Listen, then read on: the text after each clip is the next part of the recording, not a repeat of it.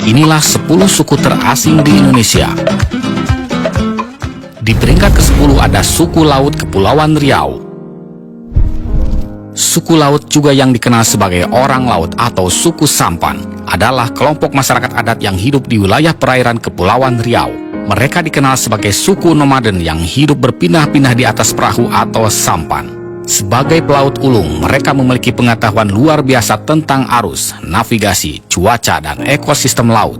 Meskipun beberapa telah menetap di daratan, banyak yang masih mempertahankan gaya hidup tradisional mereka. Suku laut juga memiliki kepercayaan animisme yang sering melakukan ritual laut untuk keselamatan. Keunikan budaya mereka menjadikan suku laut adalah salah satu suku terasing yang menarik di Indonesia. Di peringkat ke-9 ada suku Dani Papua. Suku Dani adalah salah satu suku asli Papua yang mendiami lembah Baliem. Mereka dikenal dengan pakaian adat yang khas, seperti koteka untuk pria dan rok rumbai untuk wanita.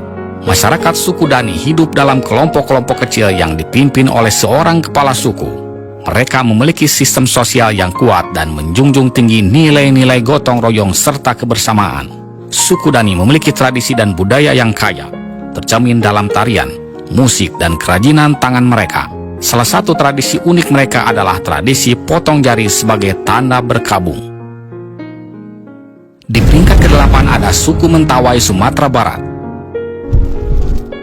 Suku Mentawai adalah suku asli yang mendiami Kepulauan Mentawai, Sumatera Barat. Mereka dikenal dengan tradisi tato yang unik, yang melambangkan status sosial dan hubungan spiritual dengan alam. Mata pencaharian utama mereka adalah berburu, meramu, dan bertani secara tradisional. Dalam masyarakat suku Mentawai, si Kere adalah tokoh penting yang memiliki peran ganda sebagai ahli pengobatan tradisional dan pemimpin ritual adat.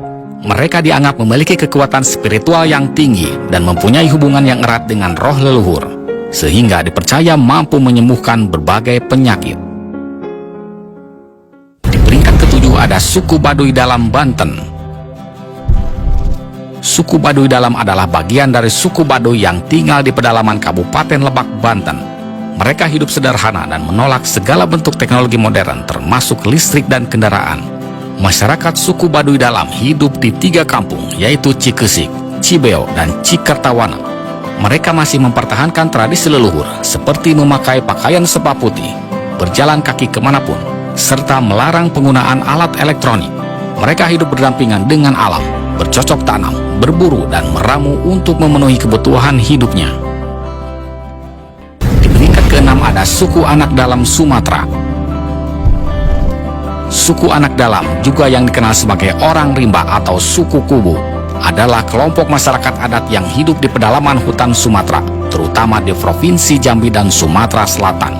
Mereka dikenal sebagai salah satu suku terasing yang masih mempertahankan gaya hidup nomaden dan sangat bergantung pada alam. Masyarakat suku Anak Dalam hidup berpindah-pindah dalam kelompok-kelompok kecil. Mereka memiliki pengetahuan yang mendalam tentang hutan dan memanfaatkan sumber daya alam secara tradisional untuk memenuhi kebutuhan hidup mereka, seperti berburu, meramu, dan bercocok tanam sederhana. Di peringkat ke-5 ada suku Kajang Sulawesi Selatan. Suku Kajang adalah kelompok etnis yang mendiami wilayah Kabupaten Bulukumba, Sulawesi Selatan. Mereka dikenal karena kesetiaan mereka terhadap adat dan kepercayaan leluhur yang diwariskan secara turun-temurun. Masyarakat Kajang hidup dalam kesederhanaan dan harmoni dengan alam. Mereka memiliki kearifan lokal yang kuat dalam menjaga kelestarian lingkungan, terutama hutan. Hutan bagi mereka adalah sumber kehidupan dan memiliki nilai spiritual yang tinggi. Suku Kajang memiliki pemimpin adat yang disebut Amatoa. Amatoa memiliki peran penting dalam mengatur kehidupan masyarakat, termasuk dalam hal adat, hukum, dan kepercayaan. Di peringkat ke-4 ada suku Polahi Gorontalo. Suku Polahi merupakan suku terasing yang mendiami hutan pedalaman Gorontalo.